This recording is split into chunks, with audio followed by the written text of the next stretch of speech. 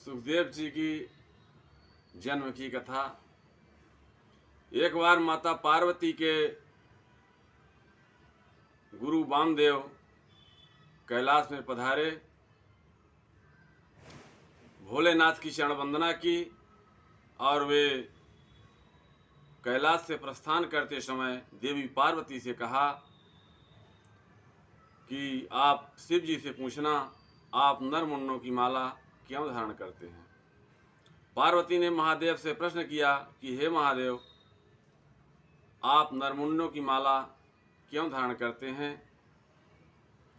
महादेव बोले, ये आपके नरमुंडों की माला है, क्योंकि आप बार बार जन्म मृत्यु में जाते हैं, इसलिए हम नरमुंडों की माला धारण करते हैं।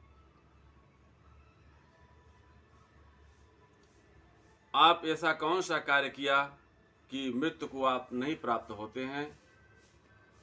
और उन्होंने कहा कि मैं अमर कथा का पान किया, इसलिए मैं मृत्यु को नहीं प्राप्त होता हूँ। पार्वती ने कहा कि ये अमर कथा हमें भी सुनना है। शिव जी ने कहा उसके लिए एकांत स्थान होना, जहाँ मनुष्य न पक्षी न जीव जंतु देवता कोई भी ना हो, वहाँ पर वो कथा सुनाई जाती है। प्रकृति गुफा में पहुँचने पर शिव ने कहा, हे पार्वती, मैं कथा कहते कहते समाधि में चला जाऊंगा, आप बीच बीच में हुंकारी भरते रहना। और वहाँ से सभी को भगा दिए, लेकिन एक घोंसले में एक तोते का अंडा और एक कबूतर का जोड़ा वहाँ रह गया। महादेव दिव्य कथा का वर्णन करने लगे और माता पार्वती बीच बीच में हुंकार भरते रहीं।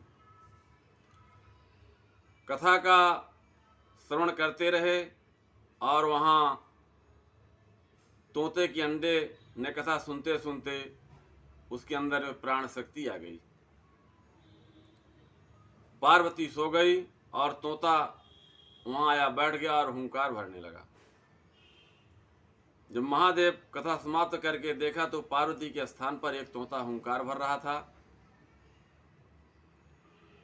तो वे अत्यंत क्रोधित होकर के उसका वध करने के लिए उसके पीछे दौड़े। महादेव की भय से वह शुक उड़ते हुए वेद व्यास जी के आश्रम पर पहुंच गया।